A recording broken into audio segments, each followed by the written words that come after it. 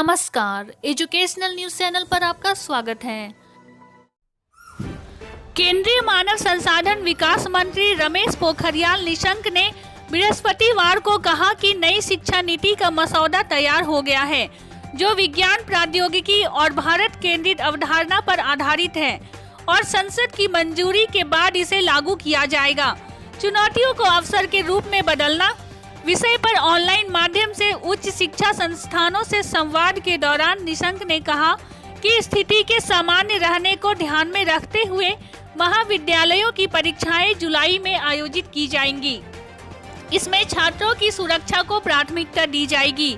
उन्होंने बताया कि जिन क्षेत्रों में स्थिति उस समय तक सामान्य नहीं होगी, तब पहले सेमेस्टर या पहले वर्ष के छात्रों को आंतरिक मूल्यांकन के आधार पर प्रमोट किया जाएगा, जबकि दूसरे और तीसरे सेमेस्टर या वर्ष के छात्रों का मूल्यांकन का आधार इस प्रकार तय किया जाएगा कि इसमें 50% अंक पूर्व के सेमेस्टर में प्राप्त अंकों के आधार पर तथा 50% आंतरिक मूल्यांकन के अंकों के आधार पर होगा।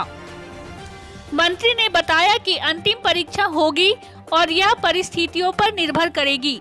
नई शिक्षा नीति भारत की सांस्कृतिक विरासत पर होगी आधारित।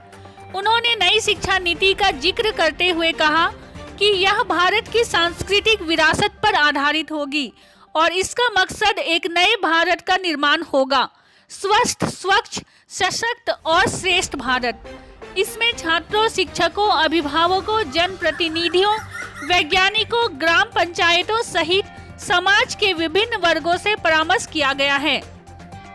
निशंक ने कहा कि नई शिक्षा नीति का मसौदा तैयार हो गया है और संसद की मंजूरी के बाद इस नीति को लागू किया जाएगा।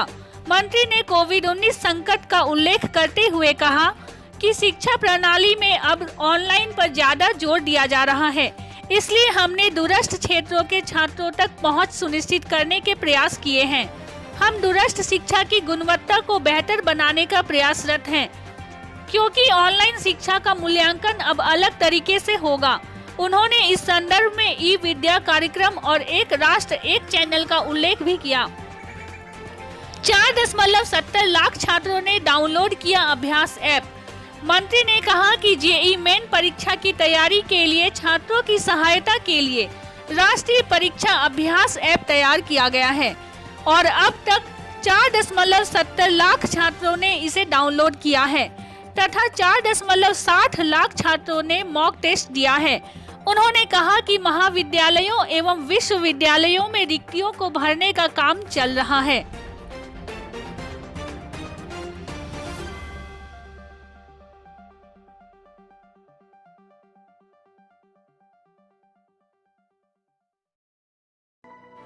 ऐसे ही जानकारी के लिए बने रहें हमारे साथ, देखते रहें educational news channel. Like, subscribe और शेयर करना ना भूलें। सुरक्षित रहें।